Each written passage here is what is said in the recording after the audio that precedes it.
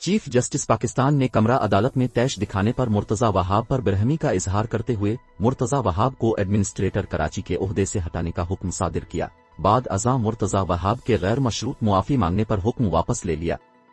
Supreme court registry Karachi میں gutter باغیچہ case کی سماعت ہوئی۔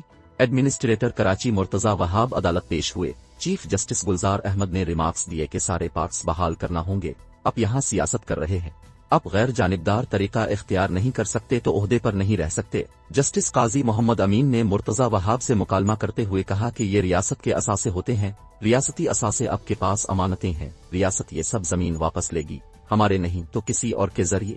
ایک چھوٹے آفس میں بیٹھا افسر وائس رائے بن جاتا ہے۔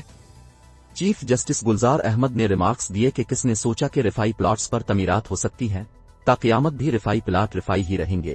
وقت آ گیا کہ ایم سی کی ساری سوسائٹیز ختم کر دی جائیں، کہ ایم سی والوں نے سوچا مرضی سے سب بیچو، رفائی پلاٹس بیچ کر خوب مال بنایا گیا۔ وزیر اعلیٰ سندھ کو بھی زمین الاٹ کرنے کا اختیار نہیں تو سیکریٹری کیسے الٹ کر سکتا ہے؟ پورے کراچی میں سوسائٹیز کیسے الاٹ ہوئی پتہ ہے؟ دنیا میں کون سے ملک میں ایسا ہوتا ہے؟ کراچی کیا اب کی ذاتی ملکیت ہے؟ افسران نے پارکوں پر قبضے کر کے گھر بنا لیے، کس قانون کے تحت پارکوں پر قبضہ کیے گئے؟ نجی ٹی وی جیو نیوز کے مطابق دوران سماعت مرتضی وہاب تیش میں آ گئے اور جواب دیا کہ ہم کیا کریں، حکومت چھوڑ کر چلے جائیں، سیاست اتنی بری چیز ہے تو چھوڑ دیتے ہیں۔ مرتضی وہاب کے تیش دکھانے پر chief justice Pakistan justice Gulzar Ahmed برہم ہو گئے اور مرتضی وہاب کو عدالت سے فوری نکل جانے کا حکم سنا دیا۔ عدالت نے ریمارکس دیے کہ مرتضی وہاب ایڈمنسٹریٹر کراچی کی بجائے سیاستدان کے طور پر ایکٹ کر رہے ہیں۔